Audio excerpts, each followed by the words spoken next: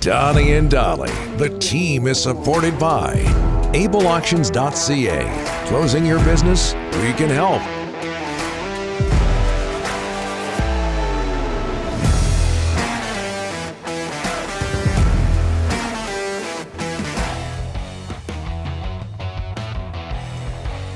Okay, just ahead of Corey Hirsch, all of our guests today, including Corey, are brought to you by the Bayside Oceanfront Resort.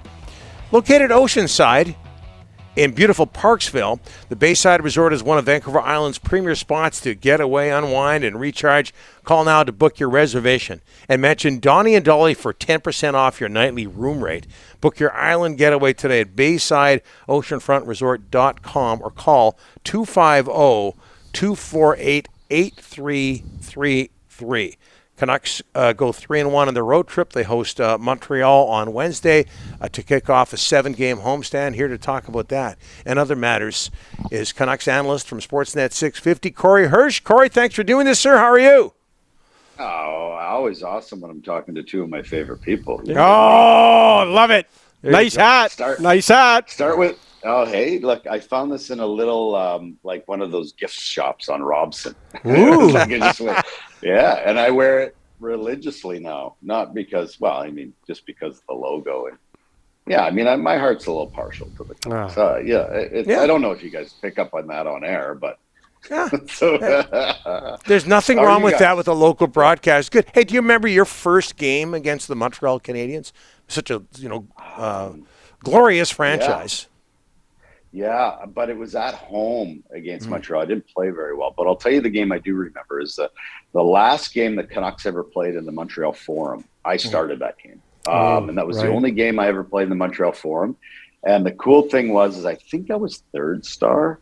And just to be able to come out and hear "Le Premier de Toi," you know, and it was just so. Did I say that right? Yeah, my French is. You're asking us. That's the extent of my French, and I apologize to anybody that's French out there. But yeah, and that was one of the. I'll never forget that. That was so cool. Did you go out for the skate when you were the third star? Straight I did. Because you don't see that. You don't see that anymore. I miss that. I miss it. You know what? I don't care if you've won or lost. I think it's disrespectful if you've been a star to not go out. I really do. And hey, you know what? Teach their own. But if you've been acknowledged as a star of the game, I don't care if you've won or lost. Somebody out there has chosen you, whether it be media or whatever. What's it hurt to go out there and go, for a little skate? And then, the fans sometimes boo you. But you know what? You've been acknowledged by somebody. Who cares what the fans say? Kids love it because too. You're from the other team. Yeah, kids love it. Yeah, and I think that they've forgotten about that. The NHL does a lot of things well, but they've forgotten about that. Yeah. Hey, Corey, you tweeted out something like this. But what allows Thatcher Demko not only to be so effective, but to be so consistent? He is just. He's really and everyone. This is cliche, but he's a student of the game. He works his tail off. He's always been a winner too. At every level you look at, from the time he's been growing up, he's always been he's won at every level. And I just think there's that elite mindset that he has. His goalie coach Ian Clark is one of the best in the National Hockey League as well. And I just think that they seem to have put it together and worked well together. He's very coachable. That's a big part of it. But his size and the way you guys can help me with this, but you see how he reads plays, like those backdoor plays? Mm-hmm. Very seldom does he not have a chance at a shot when it's a lateral play. He seems to always be able to get there. And the fact that I was 5'10" and he's like 6'5" or 6'6", that helps too a little bit. Corey, I'm going to ask you about Jaro Halak. There's a lot of rumors he could get traded. Is he going to waive his no trade? Put yourself in his shoes. What's going through his mind right now? I have heard right now that he is not going to waive it. Thank you, Corey. Yeah, and and that could change, right? It could change. You can have conversations. It could change. But I've heard as of right now, he is not going to move it. So what do I think? I think that he's not happy here. I think it shows in his play. Then go somewhere else. If you're not happy where you are and it's going to affect the locker room or whatever, and I don't have any knowledge, maybe it doesn't, maybe it does.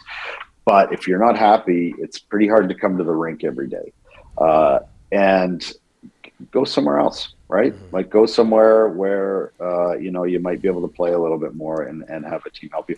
I know that it sucks when you're somewhere and you don't play and you're just sitting there. You just feel like you're just a passenger at the back of the bus. So possible that come trade deadline, team comes and goes, hey, we want Halak.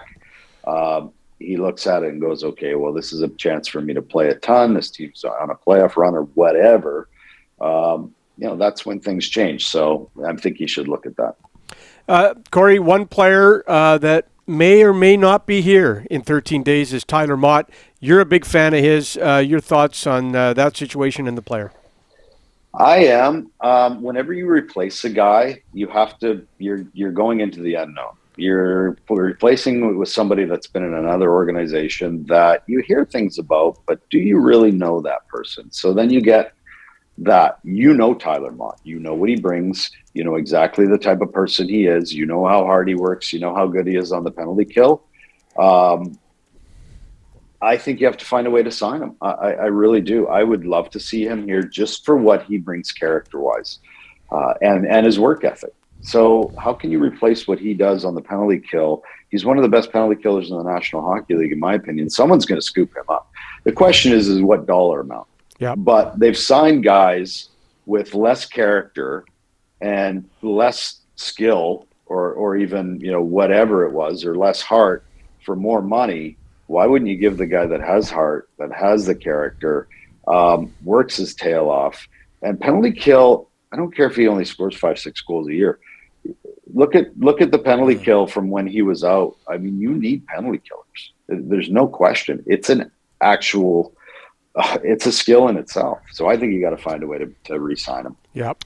There's lots to talk about with you. This is something we brought up last week. Speaking of Halak, in the Devils game, there was a goal. Boquist, it cut across the crease. I see this all the time, Corey.